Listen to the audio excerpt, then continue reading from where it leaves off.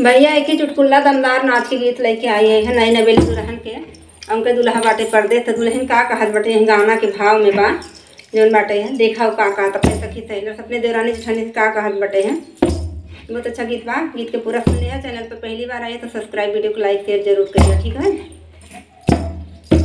आज का बोले सखी मोरे अंगनवा रात रात मोहे न आवे नींदरिया खिसक खिसक जाला मोरे माथे कटी कुलिया खिसक खिसक जाला मोरे माथे कटी कुलिया।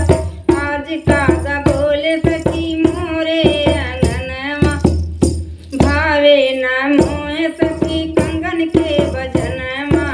आज का बोले सखी मोरे अंगनवा आज का बोले सखी मोरे अंगनवा।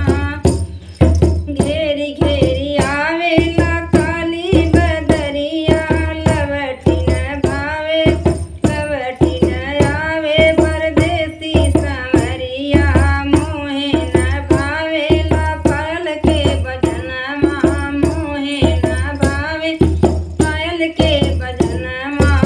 आज का बोले सखी मोरे अंगनवा आज का बोले सखी मोरे अंगनवा।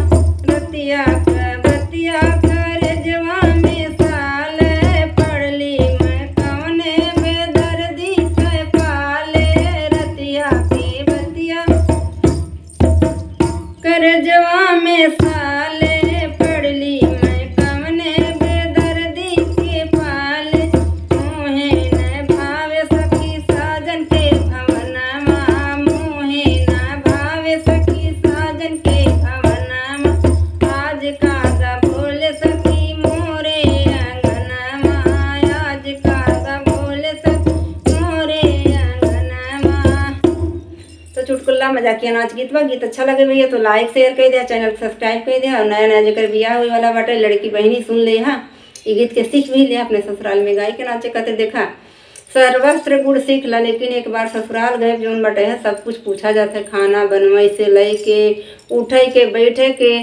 जवन लड़की के ससुरे नैहरे में मतलब हर चीज़ में तारीफ ही होता हर बात में, वो लड़की के ससुरे गए के बाद हर चीज़ में पैर निकाला जाता है।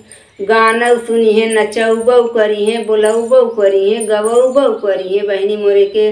ओकरे बाद कामऊ करी है तब कहीं तोरे माई बाबू काल सिखाए हैं।